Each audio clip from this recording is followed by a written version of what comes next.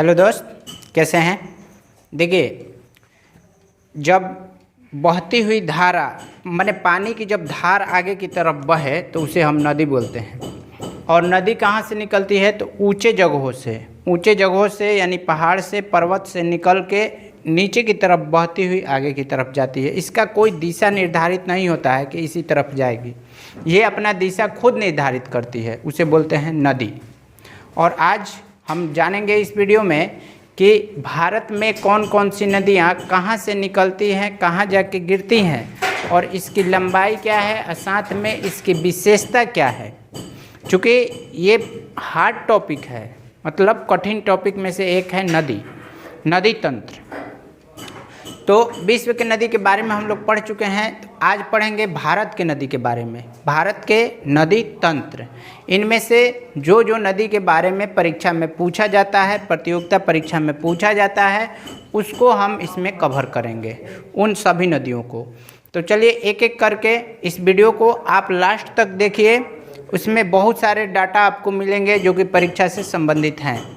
देखिए, यहाँ से भारत की नदी है, उद्गम स्थल है, संगम या मुहाना। संगम किसे कहते हैं? नदी या तो दूसरे नदी में जाकर मिल जाए, उसमें गिर जाए, या फिर जाके सागर या महासागर में गिर जाती है, उस स्थल को कहते हैं संगम या मुहाना। इसके बाद इसकी लंबाई है और उस नदी, जो भी नदियां हैं उसमें जो विशेष होगा वो भी हम बताएंगे आपको। देखिए, यहाँ से जब स्टार्ट करेंगे, ये नदी का नाम पहिल का है सतलज नदी। ये कहाँ से निकलती है तो मानसरोवर झील, ये तिब्बत में है। मानसरोवर झील तिब्बत में राकस ताल से निकल के और चिनाब नदी में जाके गिरती है, चिनाब नदी। ठीक, इसकी लंबाई जो है 1500 किलोमीटर लगभग, और भारत में कहें तो 1050 के लगभग है भारत में। ये कुल लंबाई है, ये कुल जो है सतलज नदी पूर्णतः भारत में ही नहीं है, चूँकि ये निकल के आ रहा है कहाँ से? तिब्बत से। तो कुल लंबाई 1500 किलोमीटर और विशेष में है शिवालिक पर्वत श्रृंखला को काटती हुई पंजाब में प्रवेश करती है। ये जो सतलज नदी है शिवालिक पर्वत श्रृंखला को काटती हुई पंजाब में प्रवेश करती है। ठीक, तो ये पहला हुआ क्लियर सतलज नदी के बारे में। अब अगला है सिंधु के बारे में। देखिए, समझते हैं। सिंधु नदी मानसरोवर झील से ही निकलती है। सानोख्या बाब ये जगह का नाम है। इस हिमानी से, हिमानी किसे कहते हैं? जहाँ पर बर्फ़ जमा हुआ रहता है उस स्थान को हिमानी कहते हैं। सानोख्या बाब हिमानी से मानसरोवर झील के निकट से निकलती है कौन सी नदी? सिंधु नदी। और जाके कहाँ गिरेगी तो अरब सागर में। ठीक, इसकी कुल लंबाई जो है 2880 किलोमीटर है। इसकी सहायक नदी में है सतलज, चिनाब, रावी, ब्यास एवं झेलम नदी। सिंधु नदी के बारे में आपको एक बात और बता दें कि 1960 में सिंधु जल समझौता हुआ था। सिंधु जल समझौता कब हुआ था? 1960 में। उसमें ये कहा गया था कि सिंधु के जल पर भारत का 20% अधिकार होगा तथा पाकिस्तान का अधिकार 80% जल पर होगा। ये कब समझौता हुआ था? 1960 में। तीसरे पर आते हैं गंगा नदी पर। ये गंगा नदी भारत की सबसे पवित्र नदी तथा सबसे लंबी नदी है। गंगा नदी भारत की पवित्र नदी तथा सबसे लंबी नदी है। इसका उल्लेख भारतीय धर्म ग्रंथों में भी किया गया है। ऐसा कहा जाता है कि गंगा नदी को पृथ्वी पर भागीरथ नाम के व्यक्ति ने लेकर आया था। इसका उद्गम, गंगा का उद्गम गंगोत्री के पास गोमुख हिमानी से होता है। गंगोत्री के पास गोमुख हिमानी से होता है। किसका उद्गम? गंगा का। ठीक, अब गंगा के पानी में एक विशेषता है, आपको पता नहीं होगा शायद, तो जान लीजिए। गंगा के पानी को आप हजारों वर्ष भी अगर सेव करके रखते हैं कहीं एक बर्तन में, बोतल में या कुछ भी में, तो उसमें कभी कीड़ा नहीं लगेगा। जबकि अन्य जल को आप किसी वस्तु में यदि रख देते हैं तो उसमें कीड़ा लग जाता है। ऐसा क्यों? क्योंकि गंगा जो है जहाँ से निकलती है अनेक प्रकार के एंटीबायोटिक, वो औषधियाँ जड़ी बूटियाँ इसमें मिली हुई होती हैं। इसके कारण गंगा के जल में कभी भी कीड़ा नहीं लगता है। गंगा जल पूरे भारत में पवित्र माना जाता है। गंगोत्री के पास गोमुख हिमानी से निकलकर बंगाल की खाड़ी में गिर जाती है। ये 4 राज्यों से होकर गुजरती है गंगा। उत्तराखंड, उत्तर प्रदेश, बिहार और पश्चिम बंगाल। ठीक, पश्चिम बंगाल में इसके 2 धार बनते हैं। एक हुगली के नाम से बहती हुई हुगली नदी पश्चिम बंगाल में, और दूसरा इसका धार चल जाता है कहाँ? तो बांग्लादेश में। वहाँ फिर ब्रह्मपुत्रा के साथ मिलके तब बंगाल के खाड़ी में जा गिरती है। इसमें आगे और हम आपको बताते हैं। इसकी लंबाई आप याद रखिएगा 2525 किलोमीटर है। इम्पोर्टेंट है ये जितने लंबाई लिखे हैं इनमें यही एक प्रश्न में हमेशा हम देखे हैं पूछा जाता है। इसकी भागीरथी और अलकनंदा, देखिए निकलने से पहले गंगा में 2 धार है, एक भागीरथी एक अलकनंदा।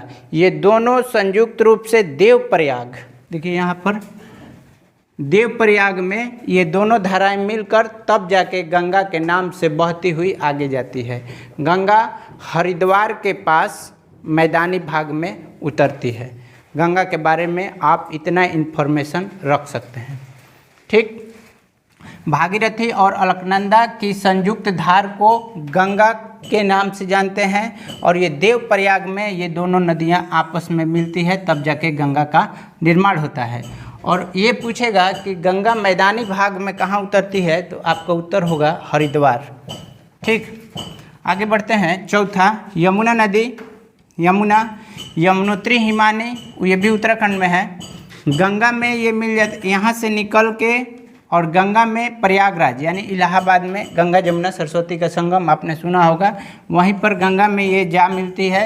इसकी लंबाई है 1375 मीटर, और इसके चंबल, बेतवा, केन इसकी सहायक नदी है। किसके? यमुना नदी के।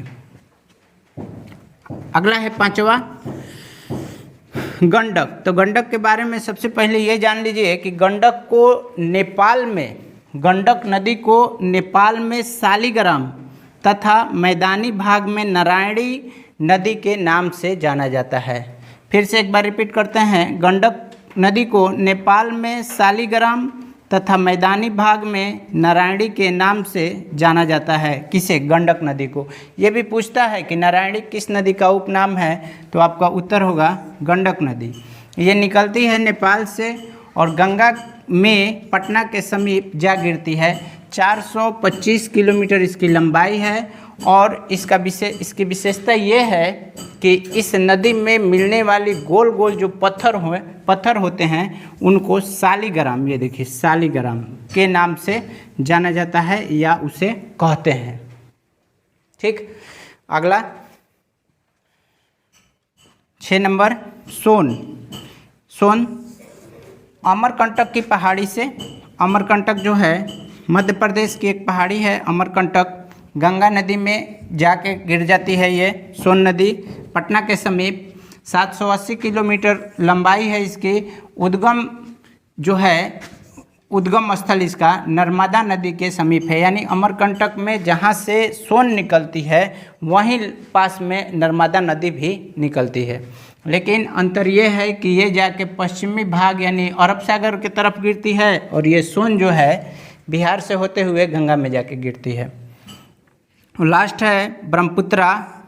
ठीक, बहाव की दृष्टि से या चौड़ाई की दृष्टि से ब्रह्मपुत्रा भारत की सबसे बड़ी या चौड़ी नदी आप कह सकते हैं। लंबाई में पूछेगा तो आपका उत्तर होगा गंगा, लेकिन सबसे चौड़ी नदी या बहाव की दृष्टि से बड़ी नदी तो उत्तर होना चाहिए ये ब्रह्मपुत्र। ठीक है, असम में इसे दिहांग कहते हैं। असम राज्य में ब्रह्मपुत्रा को किस नाम से जानते हैं, तो दिहांग। तिब्बत में इसे सापू नदी भी कहते हैं। सापू नदी क्यों कहते हैं? ब्रह्मपुत्रा के जो चलने का ढंग है सांप की तरह है, यानी बहुत ज़्यादा घुमाव है उसमें, सांप की तरह टेढ़ा मेढ़ा होते हुए ये नदी चल रहा है, इसलिए इसे तिब्बत में सापू नदी कहते हैं। ये मानसरोवर झील से निकला हुआ है, बंगाल की खाड़ी में ये गिरती है गंगा के साथ मिलके। लास्ट में गंगा भी जाकर उसमें गिरती है। और 2900 किलोमीटर इसकी लंबाई है। चौड़ाई एवं बहाव की दृष्टि से सबसे बड़ी नदी है ये भारत की। ठीक, तो आज का नदी तंत्र वाला वीडियो आपको कैसा लगा? हमें उम्मीद है कि ये टॉपिक आपको बेहतरीन ढंग से समझ में आया होगा। यदि नहीं भी समझ में आए तो आप हमें कमेंट कर सकते हैं। साथ में यदि चैनल पर नए हो तो प्लीज़ चैनल को सब्सक्राइब करें। धन्यवाद।